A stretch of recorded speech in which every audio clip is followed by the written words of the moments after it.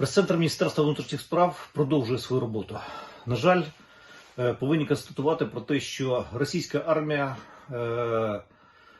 обстрілює масово житлові квартали міста Харків. Зараз в ці хвилини йде шалений обстріл Харкова із ракетної зброї. В принципі, є вже постраждалі, є загиблі. Це виключно мирні мешканці і це обстріл виключно мирного міста. Чому це відбувається? Це відбувається по одній простій причині. Тому що українська армія почала бити ворога, і санкції починають бити по російській економіці. Володимир Путін, судячи з усього, робить ставку на те, що йому потрібна хоч яка-небудь перемога для того, щоб перевести інформаційну картинку в себе в Росії на псевдоперемоги на території України.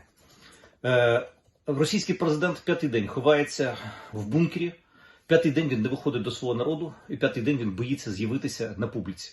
Чому? Тому що він, очевидно, починає боятися, параноїдально боятися за своє життя. Звичайно, ніяких революцій в Росії зараз не передбачається. Але Путін параноїк, і він боїться, очевидно, своєї еліти. Саме тому він п'ятий день ховається в бункері, саме тому п'ятий день він не виходить на люди, і саме тому п'ятий день він воює проти держави Україна.